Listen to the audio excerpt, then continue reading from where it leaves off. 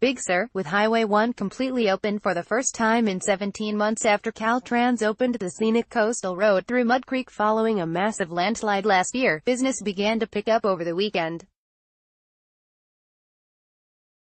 Kirk Gaffel, president of the Big Sur Chamber of Commerce, said business was fantastic at his restaurant, Nepenthe, over the weekend.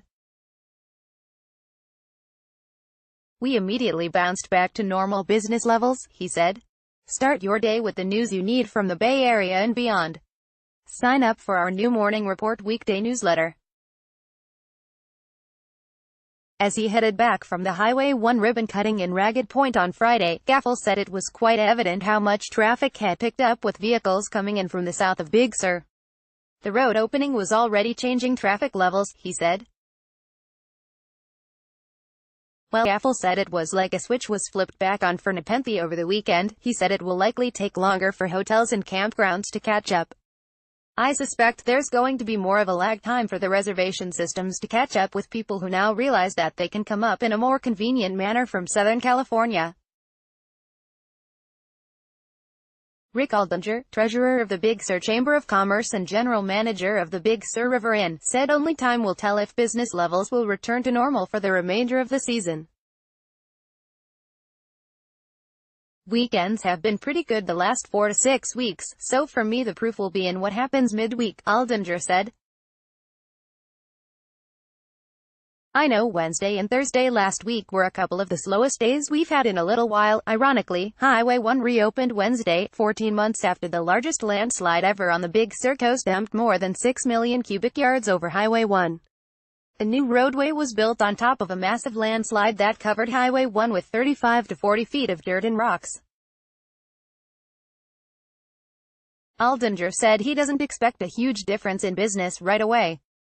"I would expect to see a little bit of a bump here right around the opening," he said. "Overall, I think it's going to be kind of a gradual growth of traffic and business again over the next few months until we get back to what feels like normal for us." The last month, Caltrans moved the date it expected Highway 1 to reopen from in the middle of September to late July.